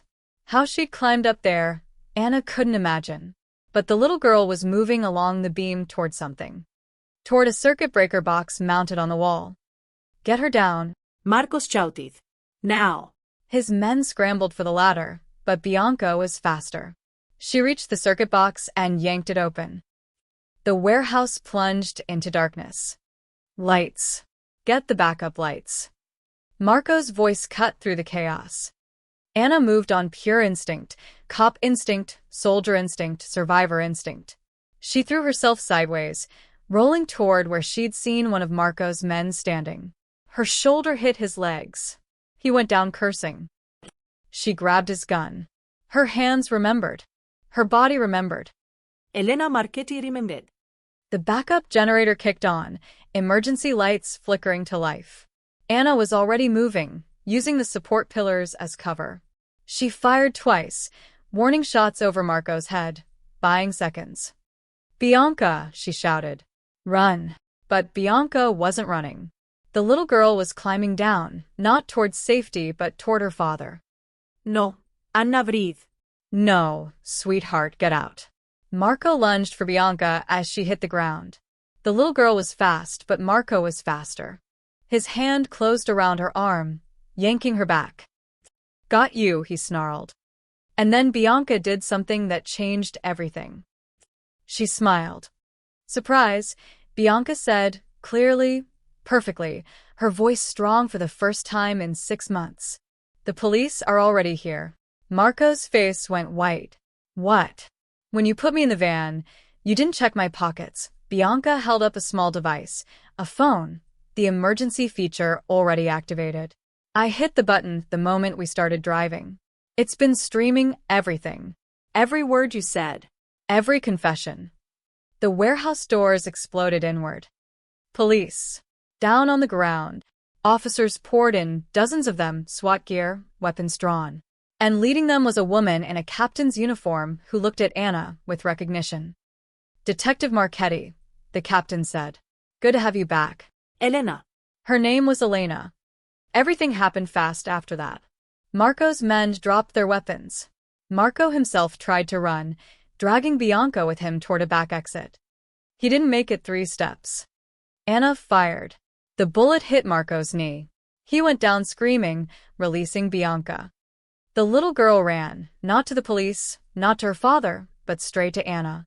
She crashed into Anna's arms, finally crying with sound, great heaving sobs that seemed to shake her entire small body. "I've got you," Elena whispered, holding her tight. "I've got you. You're safe now." I remembered. Bianca choked out between sobs. Mama's video. "She told me what to do if something bad happened. Said to be brave. Said you'd protect me if I was brave." "You were so brave," Anna said, tears streaming down her own face. "So incredibly brave." Officers were cutting Vittorio free. Dante and Moro were being attended by paramedics. Marco was being hauled away in handcuffs, still screaming threats that no one was listening to. The captain approached Anna, her expression unreadable. 3 years. 3 years we thought you were dead, Elena. And you've been here the whole time." "I didn't remember," Anna said quietly. "The night I saved Bianca, I nearly drowned. Lost everything. My memories, my identity, my life. But you kept protecting her anyway." The captain looked at Bianca, still clinging to Anna. "Even without memories, even not knowing why, you stayed close. Kept her safe." "Some things don't need memory," Anna said. "Some things are just who you are." Vittorio approached slowly, his face battered, but his eyes clear. He looked at his daughter, really looked at her, and saw what Anna had known all along. Bianca wasn't broken. She'd been surviving, fighting, waiting for the right moment. "You planned this," Vittorio said to his daughter, wonder in his voice. "The silence. The drawings. Leading us here. You planned all of it." "Mama taught me," Bianca said, her voice growing stronger. "Before she died. She said if the snake man came, I had to be quiet. Had to watch. Had to wait for the right person." She looked up at Anna. "She said Elena would come back. That you'd save me again." Anna's chest tightened. "Your mother had more faith in me than I had in myself." "She was right too," Vittorio said quietly. "You died for my daughter. And when you came back with no memory of who you were, you protected her anyway." You're extraordinary." Anna shook her head. "I'm just a cop who did her job." "You're more than that," the captain stepped forward. "And, if you want, you still have a job. Your badge is waiting. Your rank is waiting." We never closed your file. We just marked you MIA. Elena Marchetti. Detective. Protector. Someone who mattered. Anna looked down at Bianca, who was watching her with those two old eyes that were finally starting to look like a child's again. What do you think? Anna asked her. Should I go back to being Elena? Bianca considered this seriously. Then she shook her head. Both, she said simply. Elena and Anna. Because Anna saved me too. Anna was brave even when she was scared. Even when she didn't remember who she was. Both. Anna repeated, the word feeling right. I can be both. Emergency vehicles were filling the parking area outside. News helicopters circled overhead. This would be everywhere by morning. The Mafia boss's daughter speaking again. The corrupt consigliere arrested. The cop who came back from the dead. But right now, in this moment, all that mattered was the little girl in Anna's arms who had finally found her voice. And the woman who had finally found herself. Let's go home, Vittorio said softly, holding out his hand to his daughter. Bianca took it, but she didn't let go of Anna either. She comes too, Bianca said firmly. Anna comes home too. Vittorio's eyes met Anna's over his daughter's head. In them, she saw gratitude, respect, and something else. An offer. A future. Yes, he said. Anna comes home too. And for the first time in 3 years, maybe for the first time in her entire life, Anna felt like she actually had won. A home. A family. A purpose. Herself. The police precinct was chaos. Every news station in the city had cameras outside.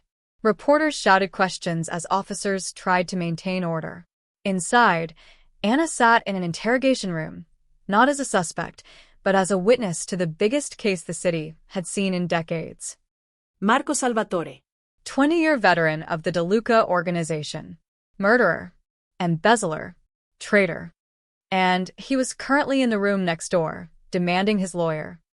We've got him cold, Captain Torres said, sliding a folder across the table to Anna. The recording from Bianca's phone. His full confession about killing Maria De Luca. About trying to kill you. About his plans to take over the organization. It's over. What about his men? Anna asked.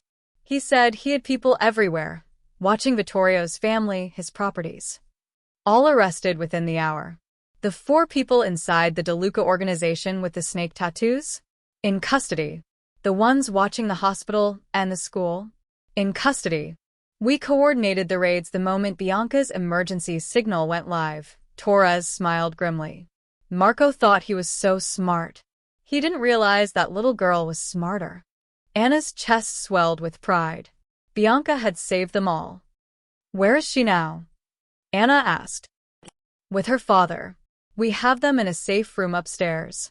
Vittorio wanted to stay until we processed everything. Torres leaned forward.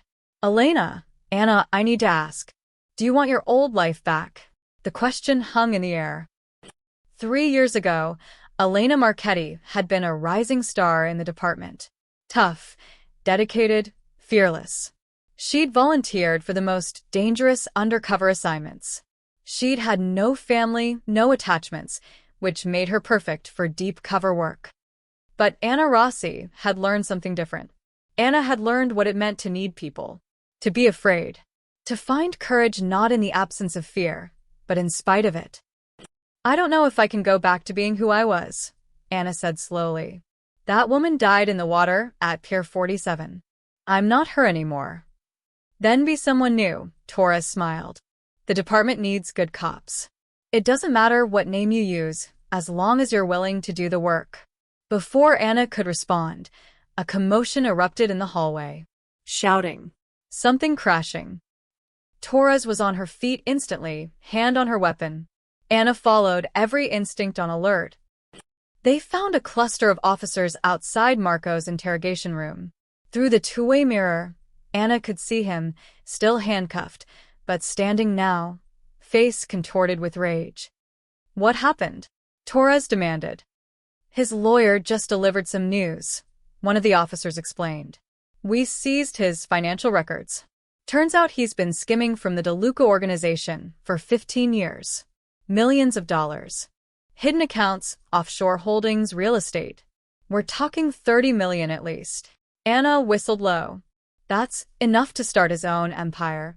That was his plan, the officer continued. Once he had control of the DeLuca assets and his own fortune combined, he would have been untouchable. One of the biggest players in the city. Would have been, Torres emphasized. Now it's all evidence. Seized. Frozen. He's not just going down for murder, he's going down for everything. Through the glass, Marco suddenly looked up, directly at where Anna stood. Even through the mirror, she could feel the hatred in his gaze. He knows we're watching, Anna said. Good, Torres's voice was ice. Let him see. Let him know he lost. That a 7-year-old girl and a cop he tried to kill brought down his entire operation. A young officer approached, tablet in hand. Captain, there's something you need to see. We found Maria DeLuca's video confession, the one hidden in the panic room. You need to watch this. They crowded into Torres's office. The video was dated 6 months and 2 weeks before Maria's death. She was sitting in the panic room, face calm but eyes haunted. If you're watching this, I'm probably dead, Maria began without preamble. And Marco Salvatore is the one who killed me. Even though Anna knew the truth, hearing Maria say it so plainly made her chest tight. For months, I've suspected Marco was stealing from my husband's organization, making threats, positioning himself for a takeover. But he's careful. So careful. He never says anything directly. Never leaves evidence. I started documenting everything. Every strange comment, every veiled threat, every discrepancy in the accounts. Maria took a deep breath. I contacted the police.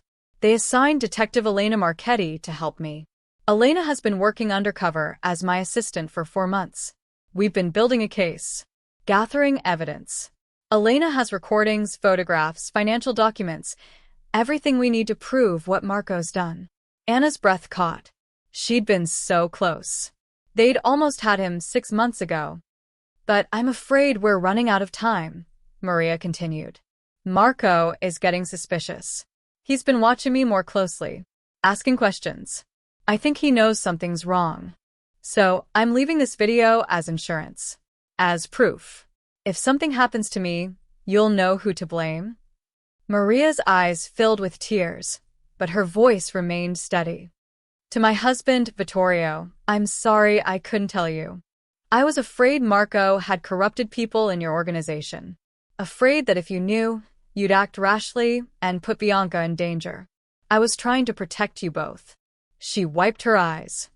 To my daughter, Bianca, you are the bravest, smartest, most wonderful child I could have asked for.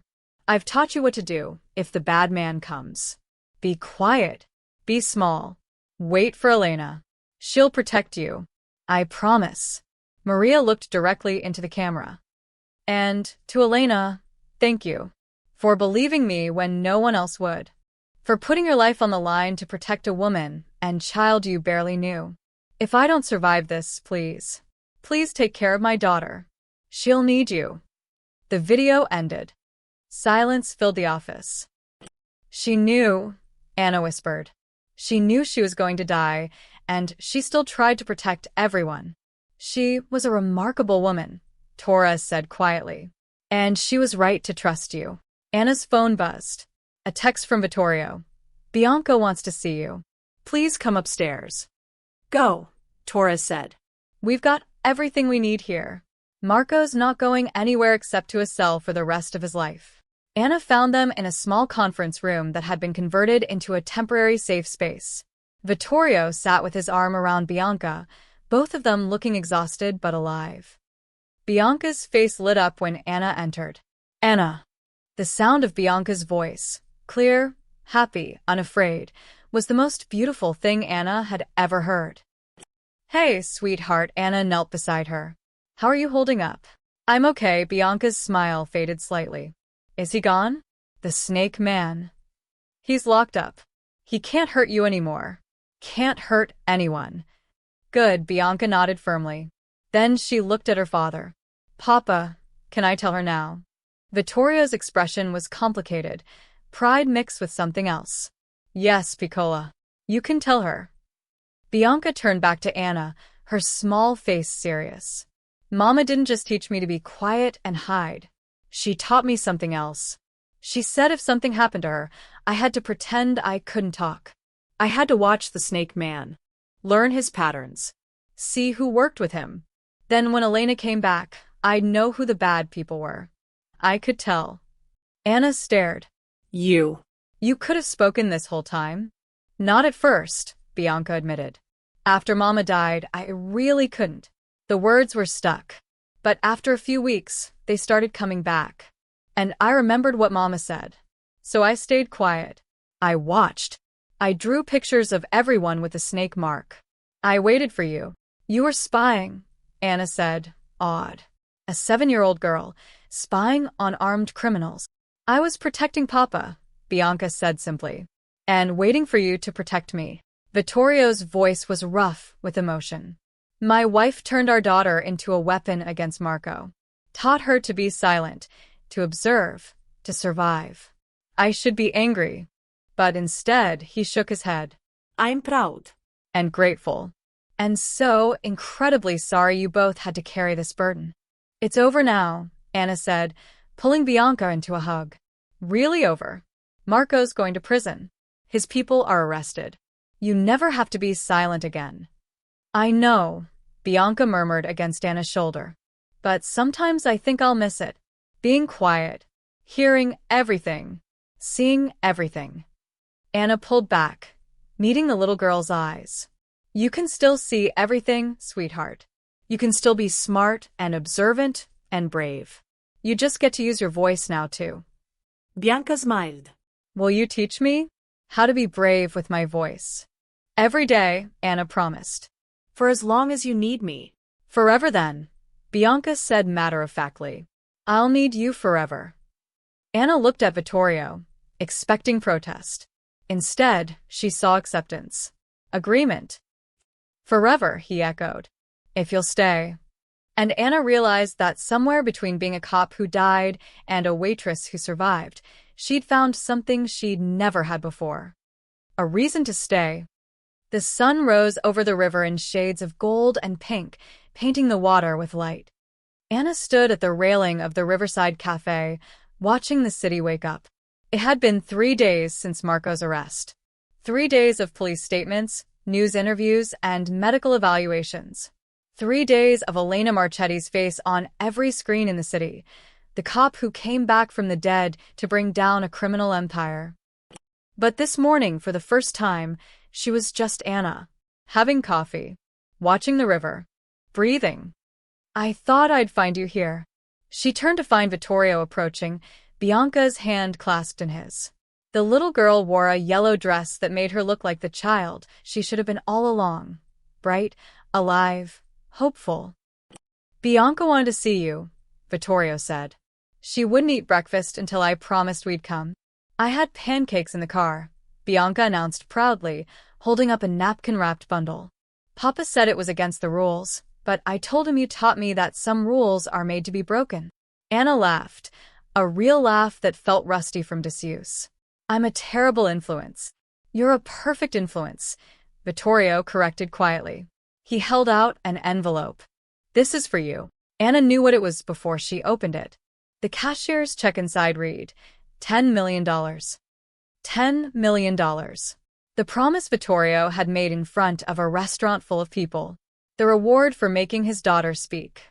I can't accept this, Anna said immediately, trying to hand it back. Yes, you can, Vittorio's voice was firm. A promise was made. You fulfilled it beyond anything I could have imagined.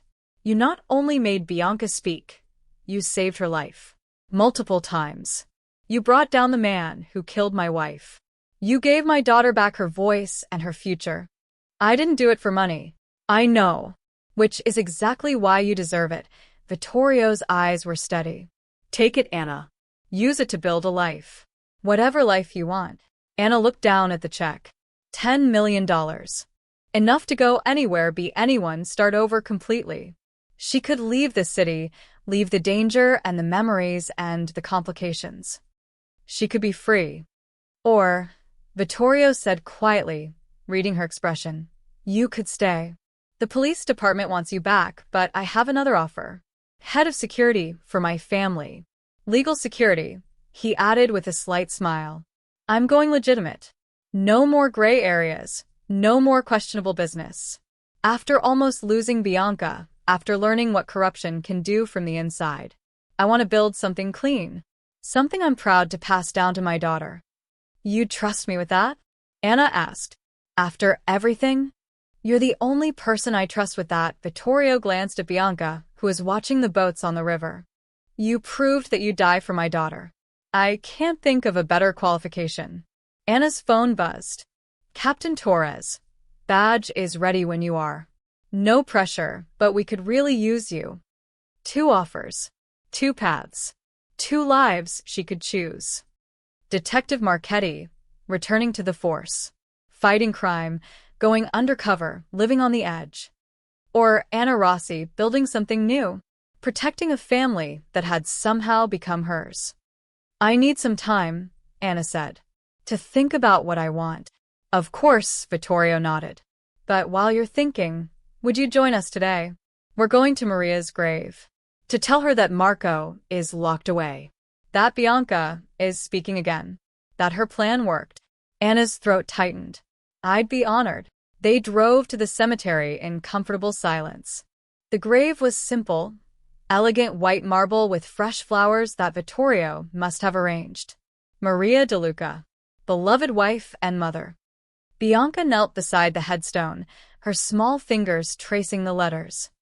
Hi, Mama, she said softly. I spoke, just like you taught me.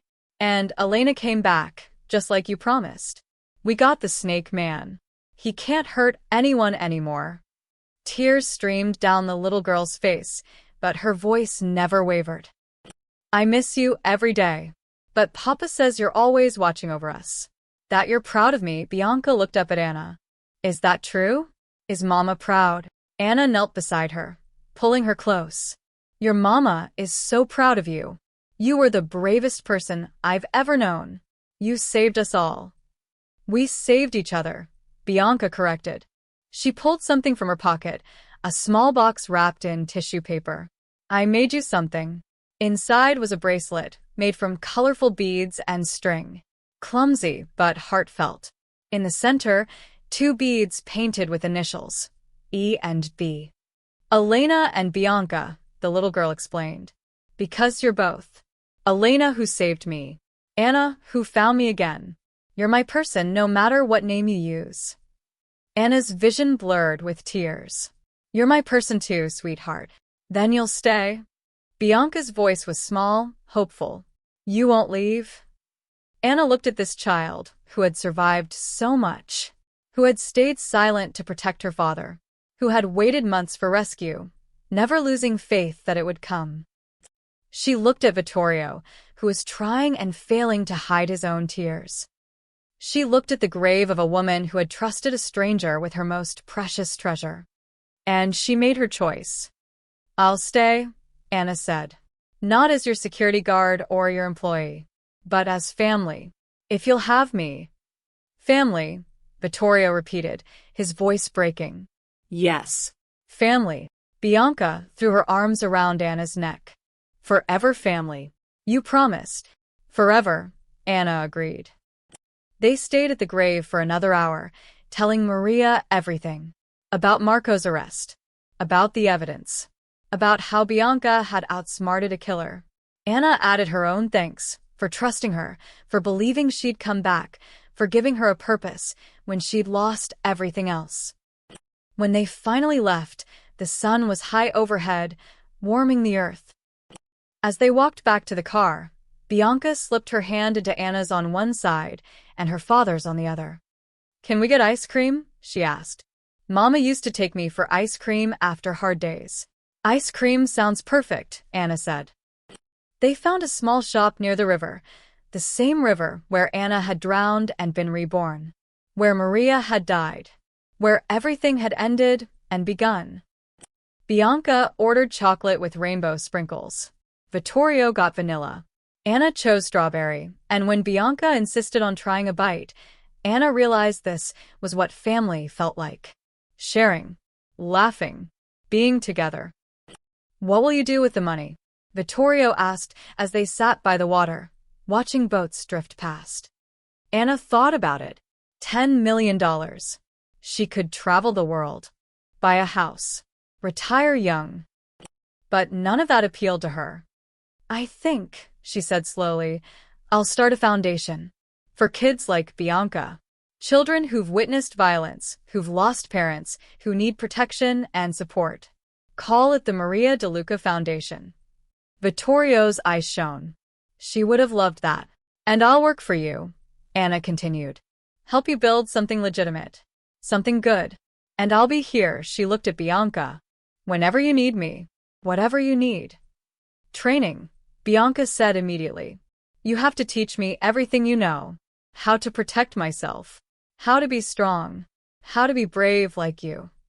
"You're already braver than me," Anna said honestly. "But yes, I'll teach you everything." They sat in silence for a while, eating ice cream, watching the river flow past. Three people who had been broken by violence and loss. Three people who had found each other in the aftermath. Three people who were becoming a family. "Thank you," Vittorio said quietly. "For coming back. For saving her. For staying." "Thank you for trusting me," Anna replied. "For believing I was worth saving too." Bianca leaned against Anna's shoulder, tired now, the adrenaline of the past few days finally catching up with her. "Tell me a story," she murmured. "A happy one." So Anna did. She told Bianca about a little girl who was so brave that she saved everyone she loved. About a father who never gave up. About a mother who loved so fiercely that her plans protected her daughter even after she was gone. And about a woman who lost herself but found something better, a purpose, a family, a home. By the time the story ended, Bianca was asleep, her small body warm against Anna's side. Vittorio carefully lifted his daughter into his arms. "Come on, let's take her home." Home. Anna followed them to the car, the words settling into her chest like a promise. She'd been Elena Marchetti, the fearless cop. She'd been Anna Rossi, the lost waitress. Now she was both and neither, something new, something better. She was someone who belonged. The sun continued its arc across the sky as they drove through the city. Anna watched the familiar streets pass by, seeing them differently now. Not as a place she'd stumbled into by accident, but as a place she'd chosen. A place where she'd died. A place where she'd lived. A place where she'd finally found home. And in the back seat, Bianca stirred in her sleep, a small smile on her face, the silence that had protected her for so long finally, blessedly broken. The end.